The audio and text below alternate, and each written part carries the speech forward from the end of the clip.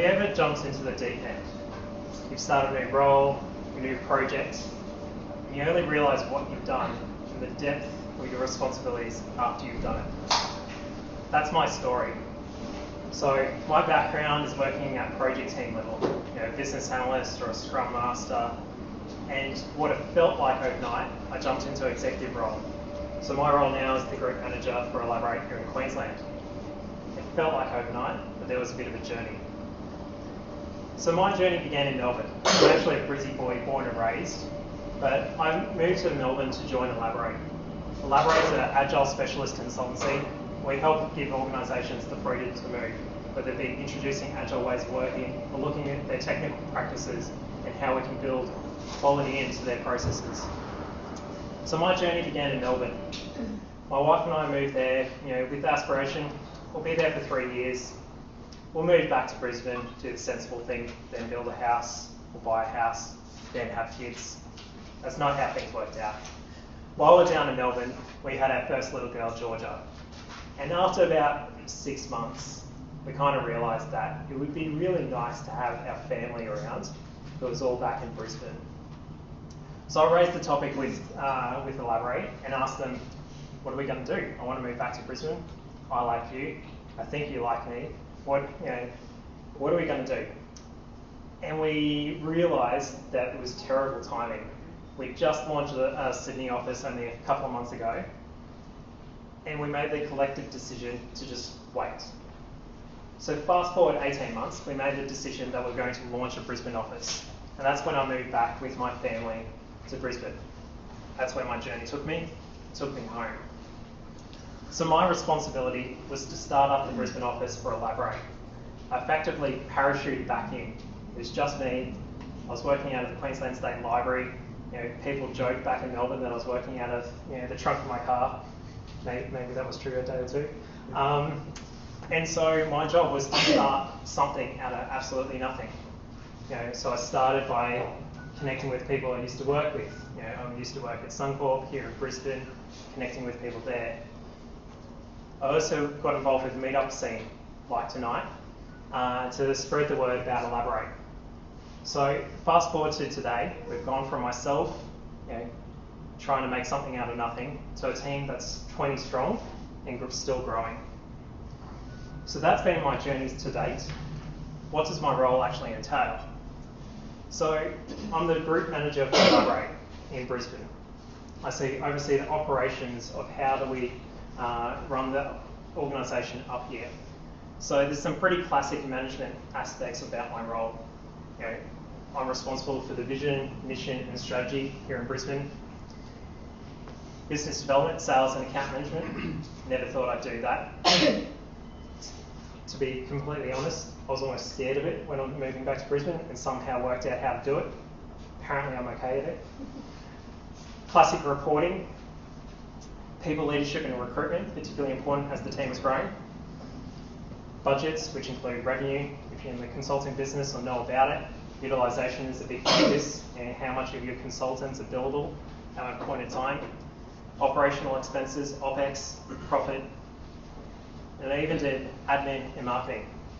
Before I got some help, I've been known to set up laptops for the team, generally the morning that they are arriving, trying to work out how on earth do I set up a MacBook.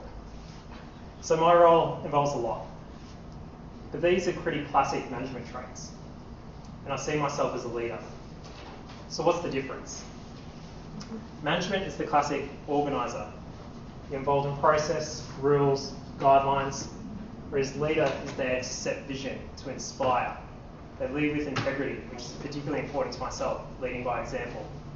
Winning the trust and respect of your team and being an influence of those that you lead.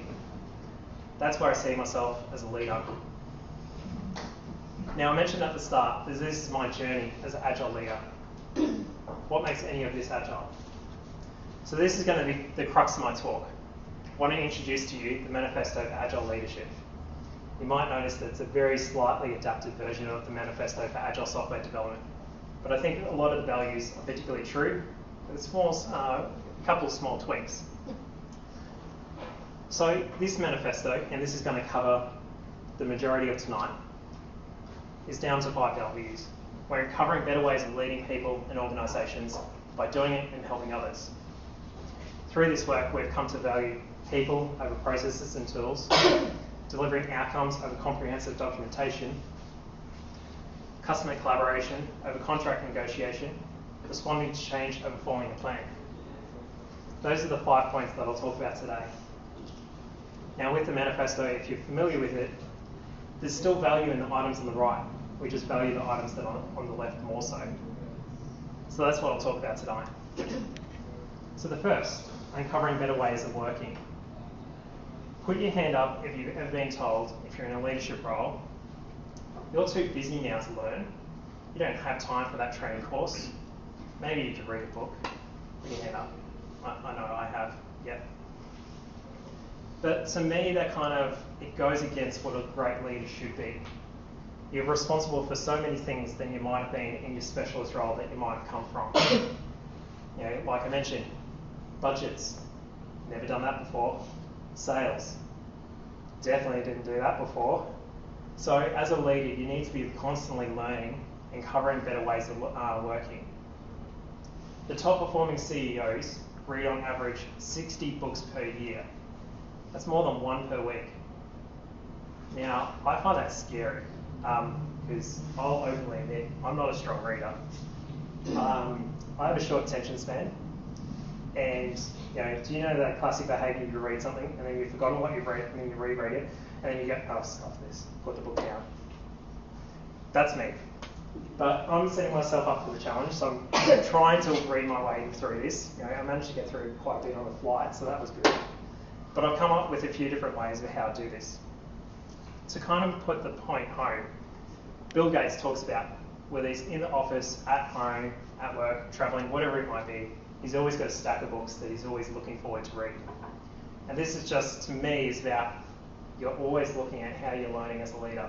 So whether it's actually reading a physical book, or I've come up with a couple of hacks that I've done to be able to strive for this feat of average of 60 books per year. So my life hacks are Blinkist and TED Talks. Blinkist is an app that you can download on your iPhone or your Samsung phone, and effectively gives you audio summaries of books. Remember that short attention span thing? Fantastic. I don't have to read the entire book, I can just get the highlights from it, which is awesome. I'm sure most of you are familiar with TED Talks, ideas worth spreading. So Blinkist I found particularly useful because I live 30k southeast of the city. I have at least an hour commute each way every day. So I drive a bit and I catch the train. So instead of just being fed up with traffic or listening to the radio, I miss Hamish and Andy. I listen to, come on, we all know, right?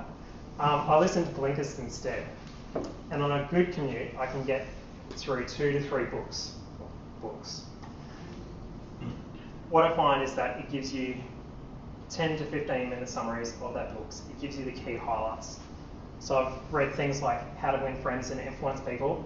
Most recently, I've read something that was more left field, and it was talking about how the high performing athletes, and talked about CrossFit, something that I don't aspire to be, CrossFit. It talks about what's the mental state that they do in order to prepare for competitions and ultimately win. And talks about how they fill themselves with confidence. They go in, that they've got their sight on winning. So I've listened to a whole bunch of different things on my commute and actually made it worthwhile rather than wasting 2+ hours every day. Where I've listened to TED Talks is not in the car, I'm not doing anything illegal, is in the train. So every so often I'll pop on a TED Talk, got the headphones on, and listen to some inspiration. So for great communicators to be effectively able to distill their ideas down to 15 minutes or less, perfect. So a couple of TED Talks that I've really enjoyed listening to recently are Simon Sinek, I'm sure many of you are familiar with. He wrote the book on Start With Why, and this is something that I'm trying to learn with, is start with why, not what. Another one that I found particularly interesting lately was Jocko Willink. Jocko is a former US Navy SEAL, and he talks about extreme ownership. Jocko was in the midst of the Afghan war, And he thought he was fighting against the enemy. He was fighting against his own team. Now, unfortunately, there was friendly fire and one person died.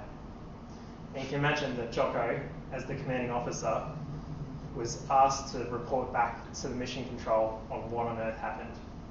And he talks about how, in the lead up to that, he was like, this person didn't do this person didn't do that, and pointing the finger. And then moments before he went in to speak to his commanding officers, he said, no, I was responsible. It's my fault. And so he said that to his commanding officers. Jocko didn't get fired. He didn't get sent home. He kept in control of his unit and was actually given more responsibility. And he talks about how the US Navy SEALs, they learned from their mistakes. This was actually a grave mistake, but they learned through that process. So these are two life hacks that I've really enjoyed and how to instill the behaviour and that value of uncovering better ways of working. We're going to pause from me talking for a sec. What we're going to do is have an activity. So this will involve people getting together in small groups. And what I want you to do is share something that you've learnt recently about leadership. Maybe form groups of 3 to 4 people. I'll give you a few minutes to talk. And then let's share summaries back with each other. Time starts now.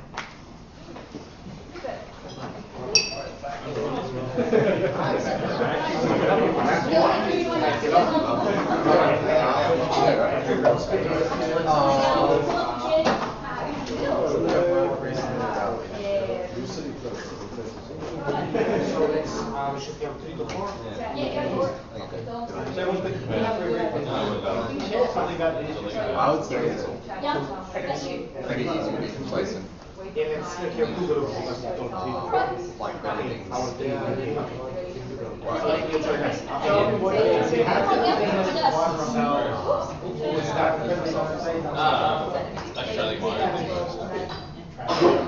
So I guess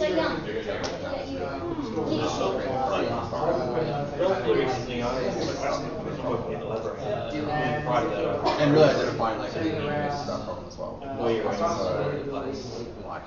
So, let's say someone's in their job or whatever, like you don't need to find out that when they come into the like you really want to be proactive about that and know that so to me it's mainly it's becoming more proactive in managing tasks and monitoring. It was very close to when they had the problem. And they decided that they might and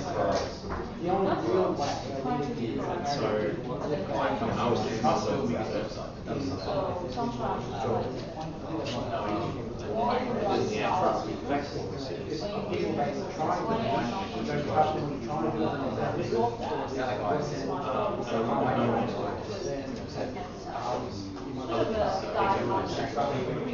Right. So I guess being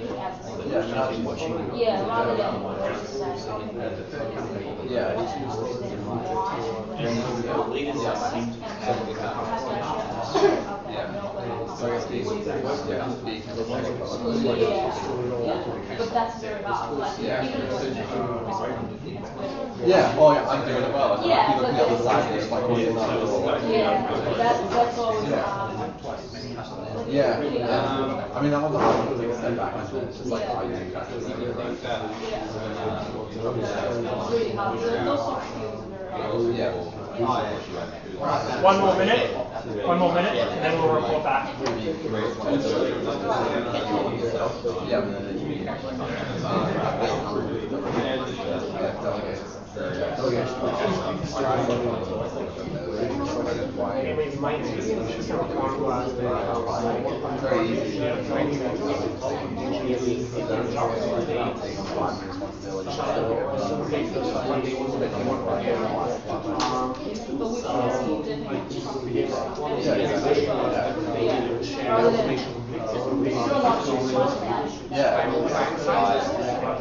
Well, you look at like huge corporations, they have like multiple layers, but it's not like down, up and down, up and down. No one trusts them.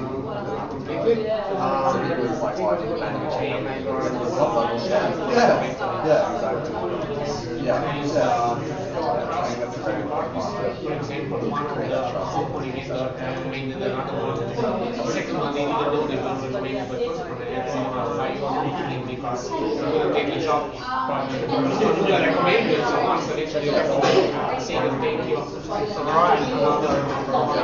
Kind of pause the conversation there. Yeah, exactly. No, look at me. Yeah, sorry, Ron. Look at me. Alright, so share with each other. It's not reporting back to me, but share with the group what were some of the highlights that you learned. So, feel free to speak up. Okay, so one person at a time, sorry. One person at a time, projecting to everyone here. We had a couple of things in our group. So one of them was sort of being proactive instead of reactive on problems internally in the team. So it's very easy to become complacent with your team and not necessarily identify problems before they start happening. We had a couple of ones like delegation and trust as well. So trusting the people you're delegating to so you aren't micromanaging their stuff. And what was the third one we had as well? Softer skills. Yeah, so just basic soft skills as well and identifying and training. Yeah, and empathizing with people's point of view and stuff as well. Maybe two more people. Yep, for us, we learnt mindfulness. Young was talking about mindfulness and being in the moment and being aware and being self-aware. And Sylvia was speaking about what sort of animal are you, so you sort of get those soft skills. And for myself, it was about being the difference between a leader and a manager is you get feedback from the people below you, not just necessarily the hierarchy. Cool. One more person. There was a common theme with our group about communication as well. In my case, it was about getting feedback as well. There was also about being proactive about communicating when there are potential delays and problems, and also communicating with people who appear to be competing, but actually really should be collaborating. Cool. All right. So that's a number of different ways in which we can think about what we've learned about leadership recently. One that I found particularly useful, my last tip for uncovering better ways of working, is daily reflection. So what I've started doing in the last month or so is the habit of each morning starting by reflecting on what happened the day before. So if you're familiar with Agile teams, think about your team retrospective. So think about what worked well, what didn't work well, what can I improve? And I've learnt two key things out of this process. There's days where you kind of don't realise what you've actually done, and you're just like, I was really busy. I've had those days. But when I reflected back, I actually realised that I achieved quite a lot. And so reflecting is actually helping realise that in the busyness of each day, there are actually things that you're achieving, which is great. The other one is that, and I've noticed this in retrospectives as well, we always focus on what we didn't do well, and all the action items about what we didn't do well. And so all my actions out of daily reflections, well, what can I improve that I'm not great at? And so my list of actions piled up, and I wasn't actually doing any of them. And I stopped to think about why. And for us as humans, it's really hard to change some of the things that we're not strong at. Like I said, reading, I'm not strong at, but I'm trying, but it takes a lot more work than, say, listening to an audiobook. So what I've tried to do is think about what do I do well, and how can I do that even better? And I found that to be far more effective. So those are a few tips on uncovering better ways of working. The second value that we'll look at today is valuing people over processes and tools. For those that are more intimate with the Agile Manifesto, for software development, that it talks about individuals and interactions instead of people. I've changed that, and for a very important reason. Have you ever had that case where your leadership structure or management structure has rewarded the Superman or the Superwoman? They fixed that bug in production, they solved that problem, one person gets rewarded. To me, that's not the point. And the reason, and I get this, my inspiration for people over processes, is this talk by Margaret Heffernan. She's an extremely successful CEO. She's run 5 different organisations, and she did a TED talk a couple of years ago about forgetting the pecking order at work. And she finishes the talk with this really good quote. We're not going to solve our problems, we won't solve our problems with a few supermen or superwomen. We need everybody. So if you don't remember anything else from tonight, remember Margaret. Look up Margaret Heffernan on TED Talks, Forgetting the Pecking Order, listen to it and think about what she talks about and how you can instill that into your day-to-day work. I'll share slides, so if you can't write fast enough, I'll share the link for that as well. So I thought about how do we actually put this into action? How do we put Forgetting the Pecking Order at work into action? So the Brisbane team, in our earlier days, this is July last year, when there was just 8 of us, we had a planning day. We were thinking about the next 12 months ahead, and one of the things that we thought about was how do we work together as a team? What is the culture that we want to set in our team? We watched Margaret's video for inspiration, and then we had a discussion about what is the way of working that we wanted to have within the Brisbane office. What we distilled that down into is into a social contract, which we had very nicely visually made up for us. One of the key things that Top Hand rocket ship is that we wanted to keep the startup culture. So we come from nothing to now being a team of 8, and we knew that we were still growing. It was all hands on deck. One of the key things that Margaret talks about is that you have no passengers. And so that's written into our social contract. We talked about continuous improvement, and remember that value, uncovering better ways of working. That's built into how we work. There's things about building culture of trust, having respect for each other. We love to get shit done. We have fun doing it. And that's now part of our social contract. And we did this because we wanted everyone to embody these behaviours.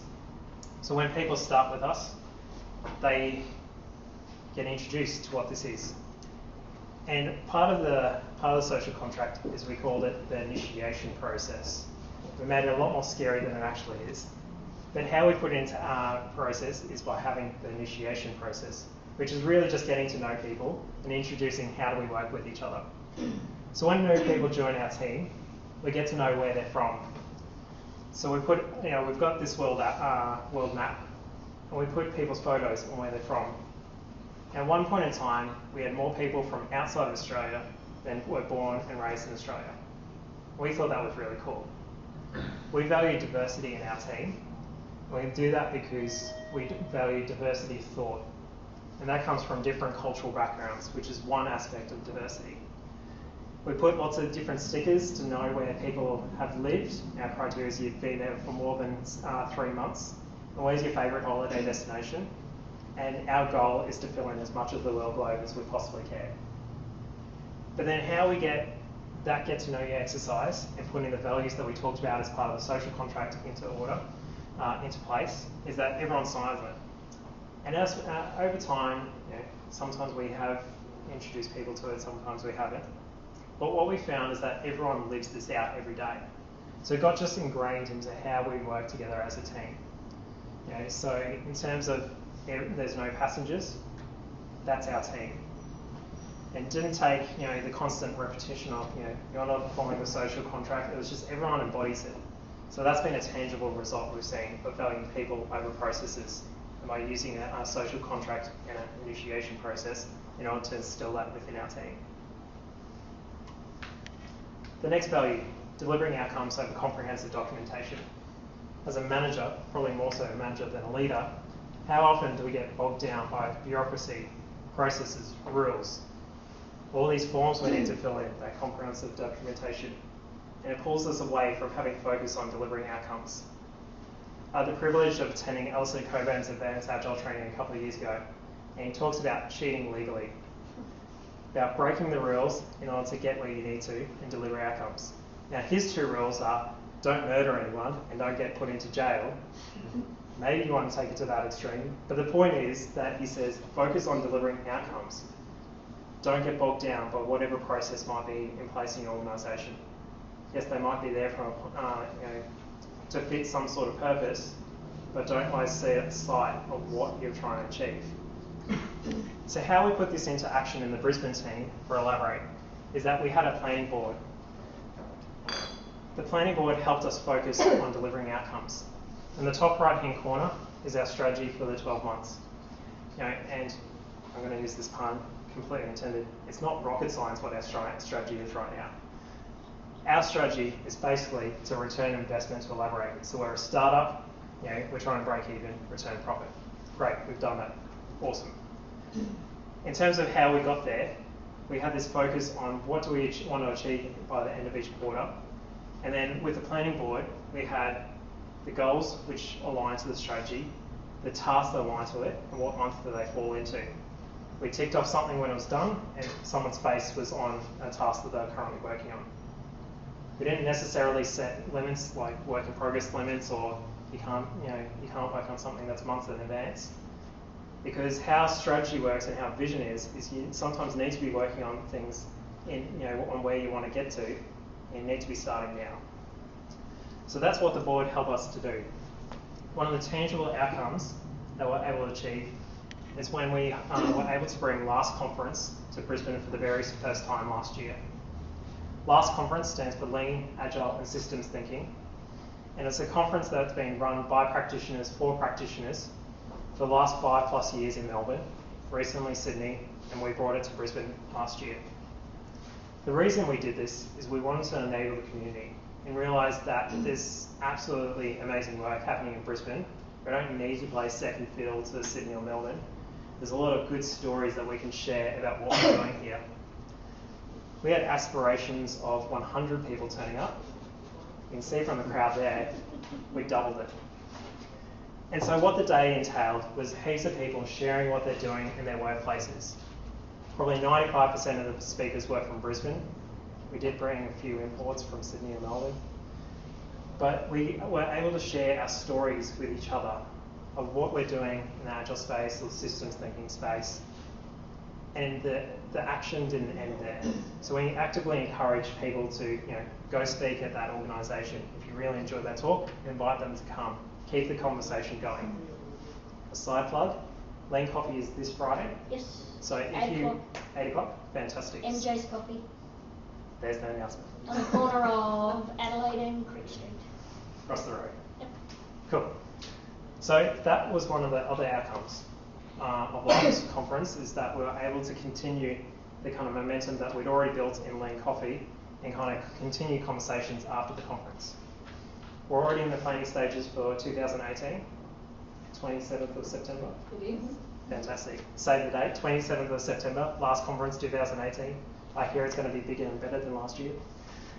But what we did was we were able to deliver this outcome, to enable the community to share their stories with each other.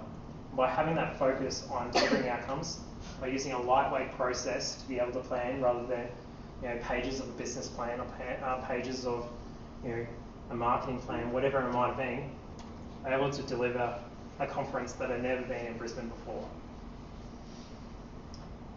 So again, we're going to pause for activity. And what I want to do is to get you to talk in your small groups again and share how you've used Agile techniques in your leadership role, or how you've applied Agile maybe outside of the software development domain.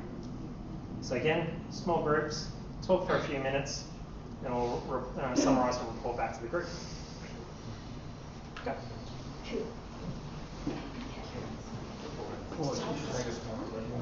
Apart from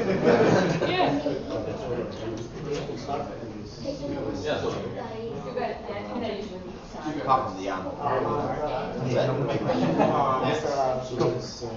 So it could be how you feel like responsibility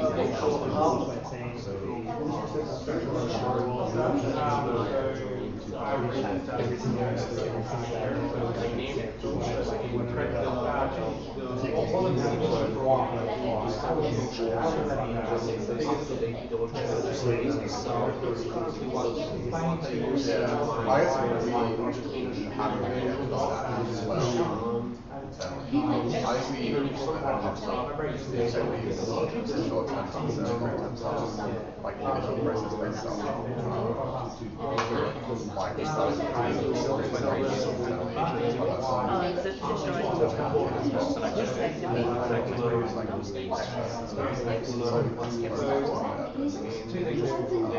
Not really sure. I mean, I agree that like we better what spell is One of the things that I've taken away from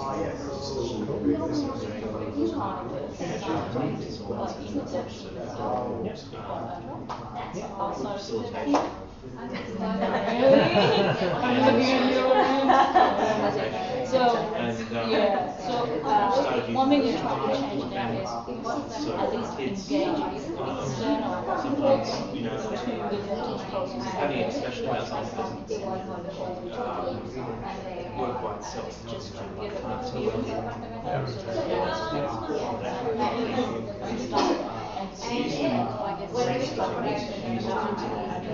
In Agile, techniques of visualizing things and breaking them down, getting group discussion things done, communication, and then trying to grab it. Sorry about that. My dad was like, someone's hacked my computer. I'm like, no, Dad. It's like, no, we have to talk right now, like Dad. He's down there.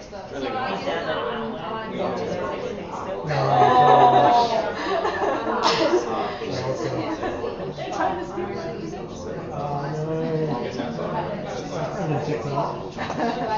What's his name? Incorporate Agile techniques. Alright, maybe one more minute, and then we'll share again. Well, not necessarily development team, but I mean, that's certainly what I've been doing. We got concluded. That's what they have to do. we didn't really have to do much.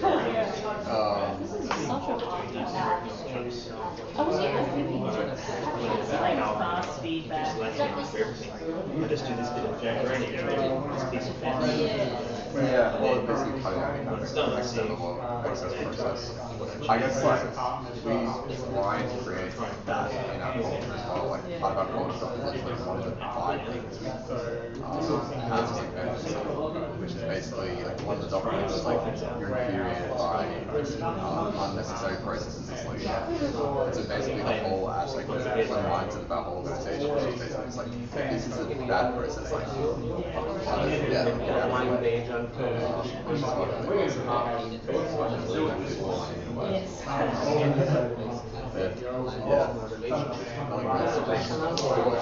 which is what I'm interested to know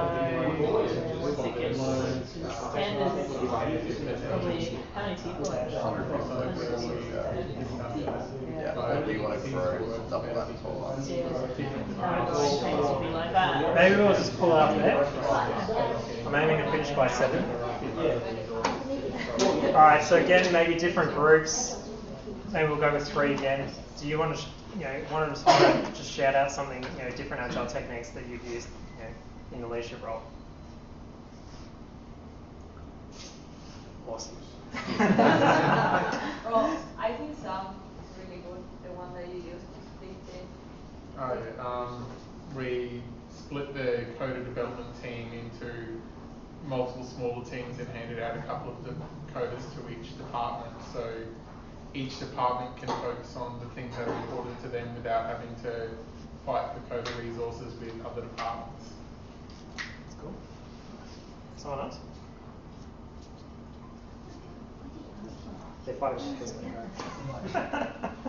With us, it was about an Agile technique is that Agile to me and to us is humanism. It's not necessarily a process that you follow. And for me, I had a number of guys in my team that just said, look, I do the same shit different day. The big organisation I work for doesn't give a fat rat's ass who I am. I could be doing anything and they really don't care. I don't mean anything to them. I'm a little cog in a really big wheel.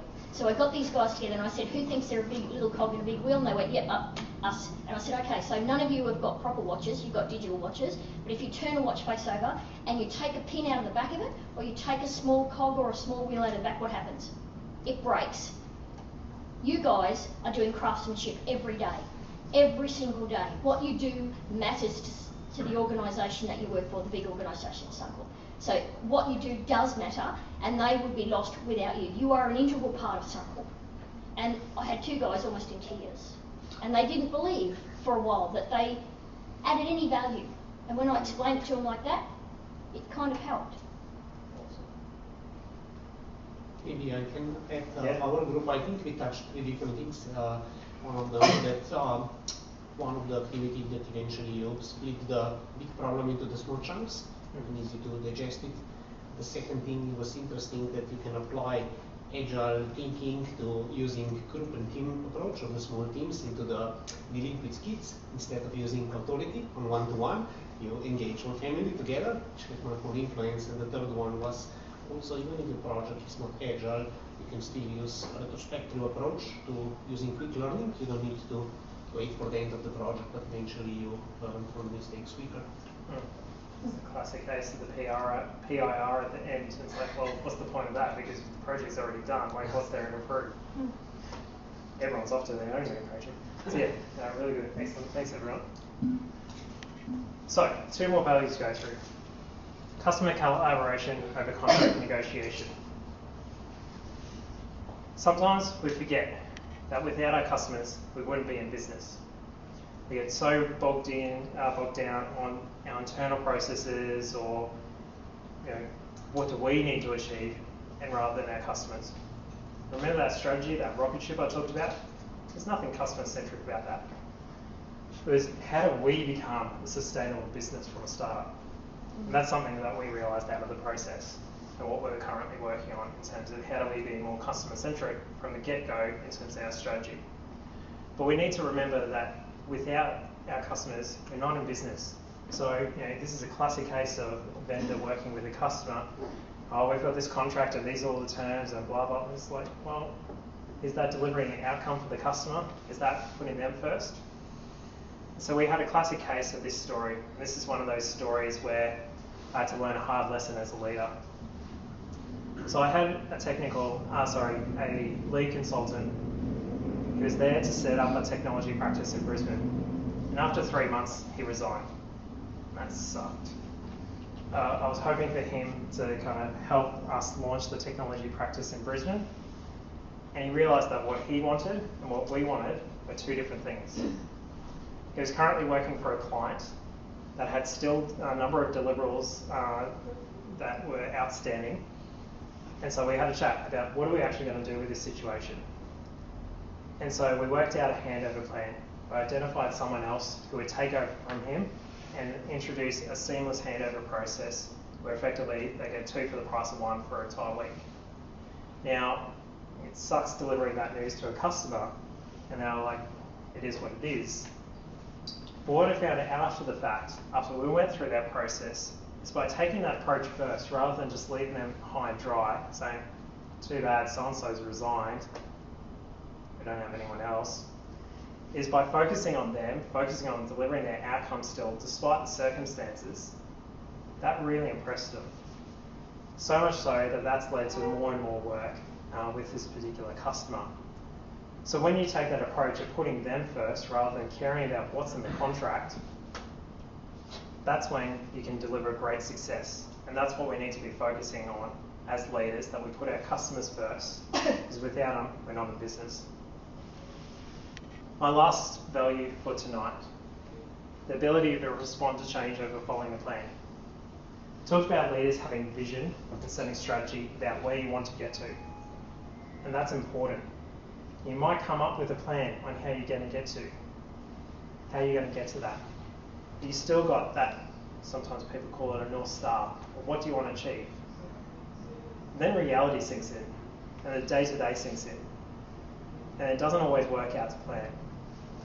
So when you have a vision of where you're going, sometimes the path is going to change. And that's okay. You need to know where you want to get to, and then work out what are the steps that you need to take to get there. Sometimes it'll go to plan, sometimes it won't. So that's been our last, our mission over the last 12 months was to basically become a sustainable business, return profit to the company, return on investment. That was our strategy and North Star for the last 12 months. We had great aspirations of how big we'd grow in a short amount of time, or maybe how much money we make or revenue we generate for the company, or what we might achieve over that time. Some of that didn't happen. But we still achieved the outcome that we had in mind. We still returned on investment to the company. So what we did along the way was make decisions that helped us get there. So as leaders, we need to have that big picture of where we're getting to, and then in the day-to-day, pivot and do what makes sense to be able to still get you there despite the circumstances. So that's a short story on how we've put respond and change over following plan. So that's it for this evening. We talked about Agile leadership and how I've come up with the manifesto for Agile leadership, about how as leaders it's important that we're always uncovering better ways of working, that we're constantly learning, and they won't stop once we get into these positions. We talked about value people over processes and tools. That's not up to your Superman or Superwoman to save the day, and we need everyone on board.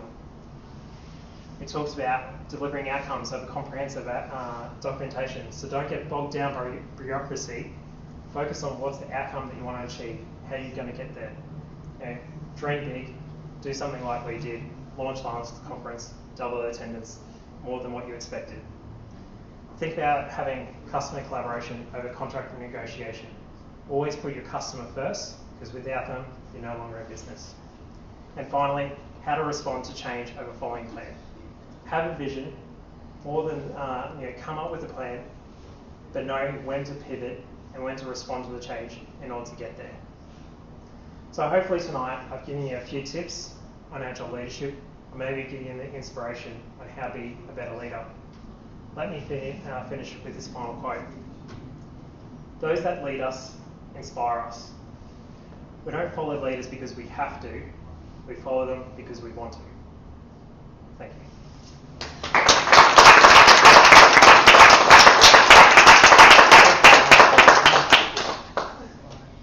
Wow, perfect. That's fantastic. Awesome. Yeah. Do we have time for questions? Any questions? Yeah, my plan was just finished by 7, so. Yeah. Yeah, 7:01. Yeah. Sweet. Perfect. All right. Yeah, happy to take questions. In regards to your customer collaboration, Yeah. in your example, you had a customer that was cooperative and working with you. I've Yeah. had very aggressive customers who have taken advantage of collaboration, and Yes. it's cost a significant amount to cooperate with them. And how do you balance that when your customers aren't collaborating with you? Yeah. That was actually my hardest leadership lesson, and it actually happened really early on, and I reckon I was basically taken advantage of. So I had someone who joined my team and decided that she'd resign on day 2. I was like, okay, sure. And then obviously, that sucks. But then her intentions was to join the customer that I just placed her into in the exact same role. And you imagine that there's contracts in place that say you can't do that. You can't just steal someone into a role that we've basically done the recruitment for you. You can't just steal them. And so that the customer was like, nah, not following contract, don't care what it is. I got sworn at. I had to basically bring my director in, and then there's a bit of good faith, to say, look, her intention is to join you, let her join you. And then it was a mutual kind of understanding that, hey, you'll return the favour one day. Fortunately, they did, but that's not always the case, is it? No. But yeah, that lesson sucked. Yes. Yeah, it does. In my example, it was a $50,000 expense, which was on an $80,000 project, so that was very expensive. Yeah. But I now, when I'm scoping projects, I do very detailed scopes. It's one of the things about documentation is I'm overboard with documentation now because of this one guy.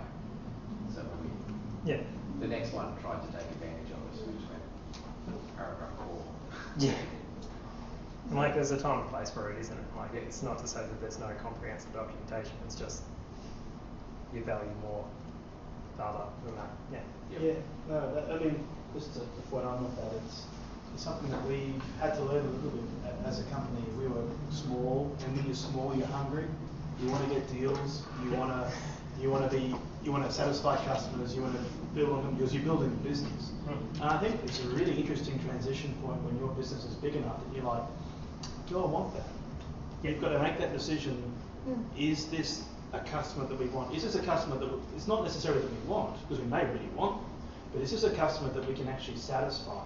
Is what they're asking for and what they're willing to pay, are they compatible with what we want to do as well? And you actually get a lot of respect in the business if you can say, you know, actually, like I'm a hardware vendor, so we sell stuff. If we can say, you know what, we're not actually the right people for you. You should go and look at these guys. Because what that means is that next time when they come a problem, or that problem that you are suitable for, they're like, well, these guys are pretty straight with us. It builds trust. It builds trust, yeah. They're not saying that, oh yeah, sure, we'll blow smoke and say, yeah, no worries, we've got this sorted for you, and then the next time they have an outage, they're completely screwed. Right. What you're doing is you're forgoing, and it's similar to the, you know, there'll be an understanding that we'll sort you out later. Instead, what you're doing is you're building goodwill with the customer. That even if they didn't get money from them and you didn't win this deal, and your sales guys who are focused on next quarter are pissed off at you because, you know, I wanted that revenue, that next time when they have the problem that you're actually suited for or that you can solve in a way that's mutually beneficial, you might get that. So. And I think in a way that, I know it sounds a bit cliche, but karma comes around. And Brisbane is a small place, and Australia is a small place compared to San Francisco and New York and places like that. And karma, and the word gets around, it really does. And they're the type of companies that people don't necessarily want to go and be with. And if they just want money, that's cool, let them go. But if they, like that lady, but you know, karma's going to get you. And I've learned that in business in a long time, seeing karma is a bitch, and it does get you, in a way. And those people that screwed you over, don't you worry about them, karma will get them. If it hasn't already, seriously. I follow him on LinkedIn. He's That's right. But it is, it's a small community, and it's, yeah, people know people, so, yeah. A relative of what that situation was, the fact that you recognise the situation and you drew the line as well. Is that, yeah, you accepted the consequences of that particular situation, but you made it clear that that wasn't going to happen again, right? So that was a kind of limiting the losses. Whereas I've heard of people who've had been abusive situations with clients that have proceeded to take advantage of them on a continuing basis and have let them, and that's actually really harmful because they started losing people because people didn't want to work for their client. Well, yeah. So it's important to draw the line and make it clear that that's not a situation that's going to continue to Australia. I was just gonna, really comment on, great point, Ken. But I was just trying to think about the line between, some work you believe that you can do, or whether you should push yourself to strive for greatness and grow the company. Because you could be overestimating your company at the same time. Be like, okay, maybe I can do this, maybe not. If I push somebody else, then I might not grow my company in this case, or I accept it at the risk of starting up at the same time growing. So I just want. I'm not trying to say there's a magical. Here's the thing, right? It would make it all. A lot of us are engineers here, so had to think the quadratic formula. Okay, I just put these numbers in here. Great, cool, I can do this, or I can't. It's more a realization that that's an option.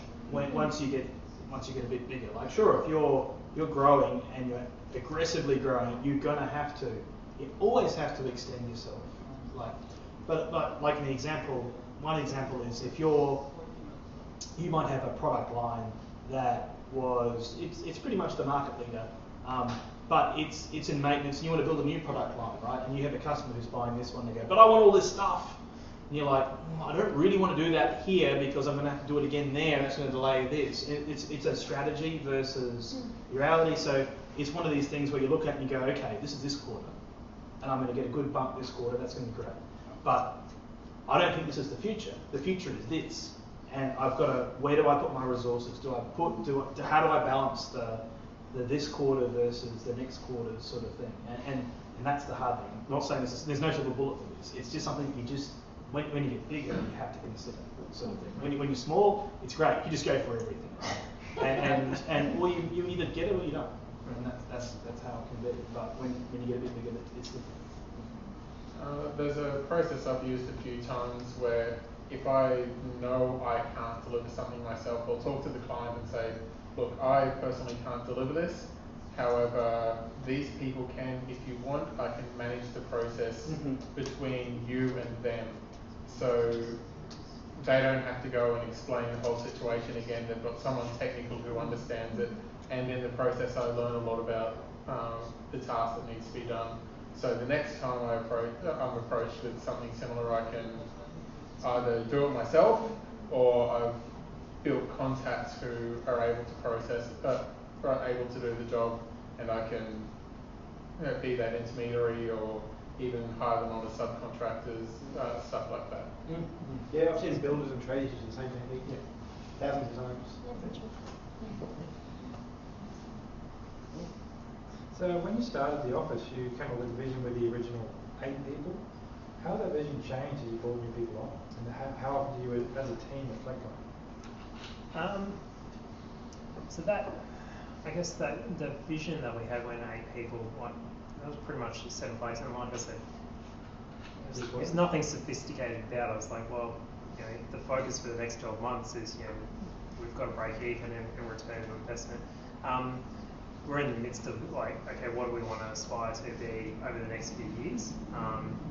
So we've had initial conversations about that, and a lot of it is just building on what we've done in Sydney and Melbourne, and just kind of fast tracking and where do we get the Brisbane office to in that amount of time. So it's a challenge as you grow, because in the early days we can involve everyone in strategy. Now that's physically impossible. And so honestly, just working it out as we go. So my team will be the guinea pigs of it, I guess. How much autonomy do you guys have in developing that strategy as well, in terms of elaborate as an entire organisation? Do you guys have complete control over what you want to target, or are you sort of following a company guideline as well? Yeah, sure. We've got a decent amount of autonomy, to be honest. In terms of how I went to market in Brisbane, basically I was left to my own devices on how I did that. So I don't know how I did it, but somehow that whole process of start up with the communities, build on relationships in the early days, kind of get the word of mouth out there, then start to bring on people that are sort of part of myself, and then just keep on doing that. That seemed to work. But yeah, obviously being one of the officers of the library, there's certain things that we can't completely go off and start a new product line by ourselves. But yeah, we've got a decent amount of autonomy in terms of where do we take what we're trying to do in Brisbane, just make sure it's in line with what the company's doing as a whole.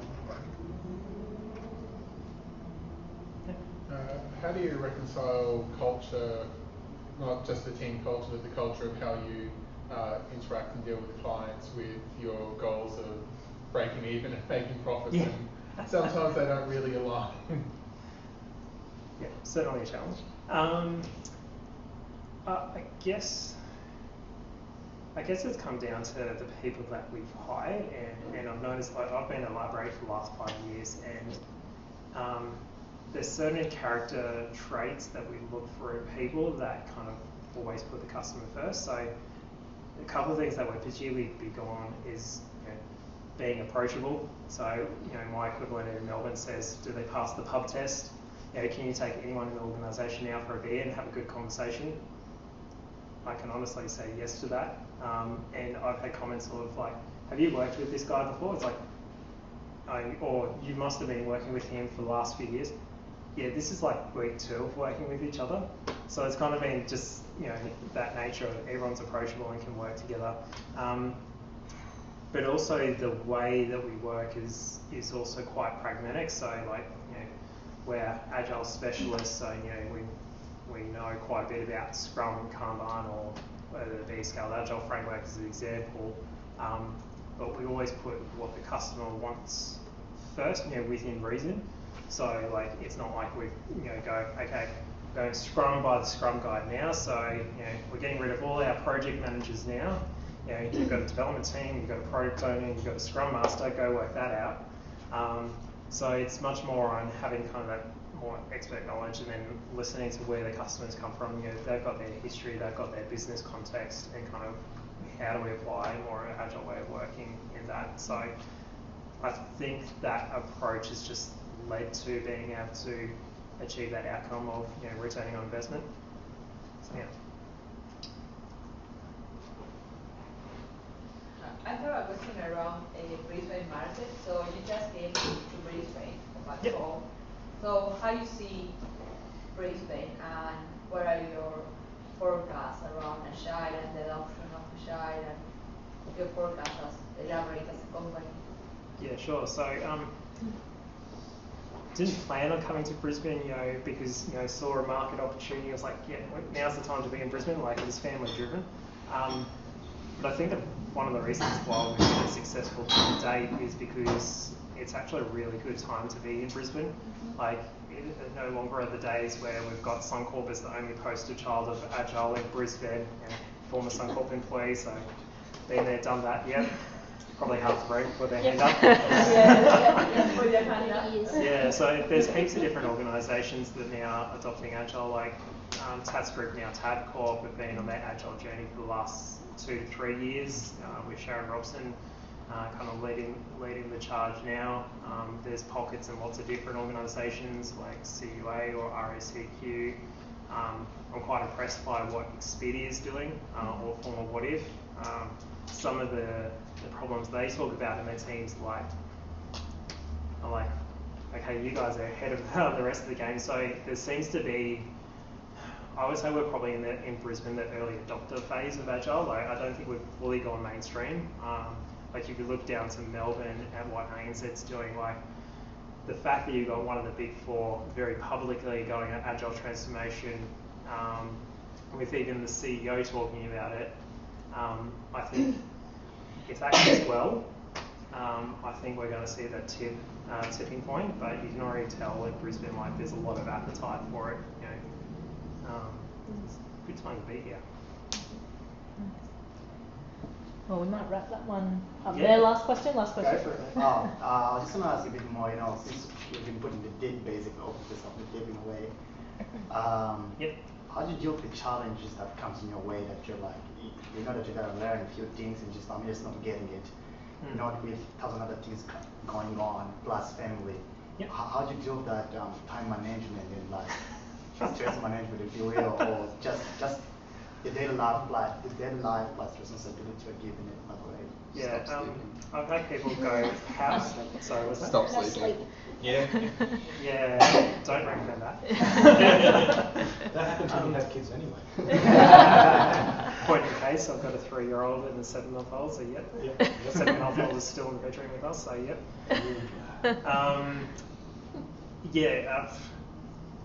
People ask how on earth I do it. I can't always explain how I effectively time manage.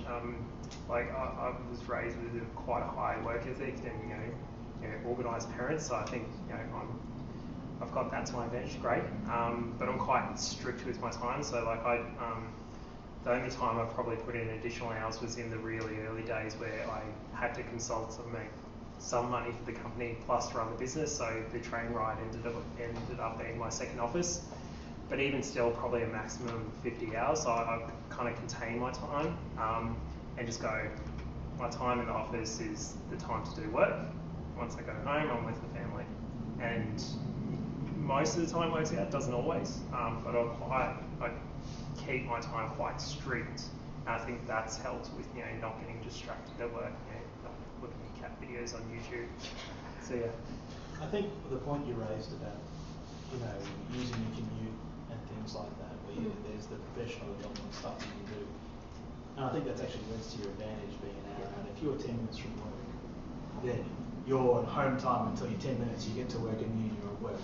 You've in essence, you've made yourself an extra 2 hours a day where you can do professional development and sort of stuff where it doesn't come under count as work. So I think that's quite valuable too. And it's also bits where it's hard for you to be doing your day-to-day work because you're in a constrained environment too. You can't be talking to the person across the room because you're on a train. So that's a very optimistic sell for a commute. Yeah, exactly. Yeah. As someone who did a meeting on his commute this morning, you can't keep doing that, right? You've got to be able to do.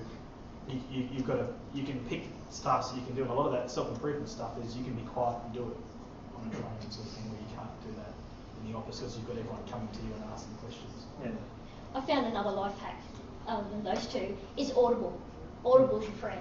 It really is. I mean, you're in a lift, you can listen to it. You've got a lunch hour and you're walking downtown to do shopping, you can listen to a book. And there are heaps of really good Audible Agile books. Heaps of them, and they're absolutely fantastic. You just pick them up and listen to them. You can walk downtown and do your lunch, get your lunch, come back, wait in your line for lunch, come back, and you can get a lot done. Audible's really, really good for that. You don't have to be physically reading. You can listen, and it's amazing how much you take in.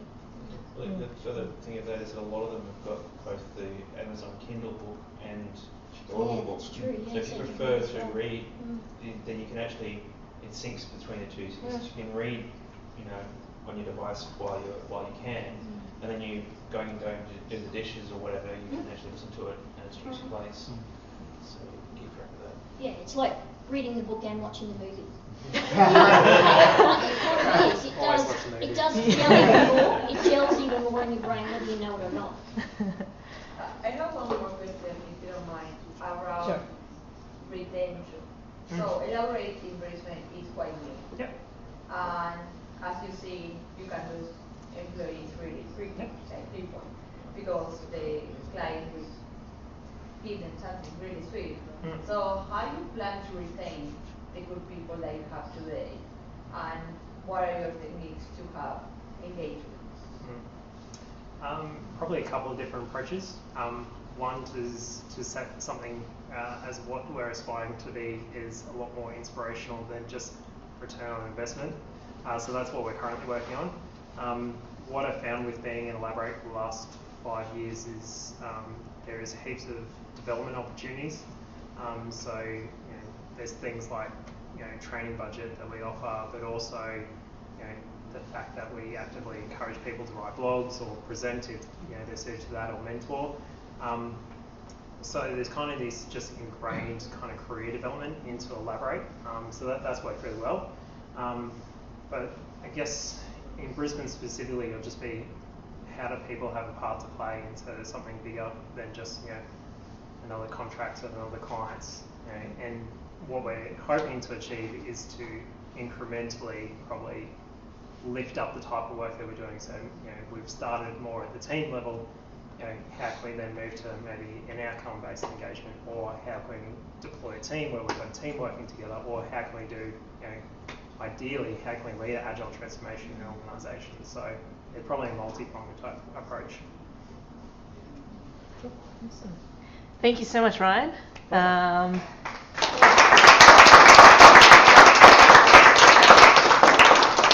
Really great discussion. I always love talks with little activities.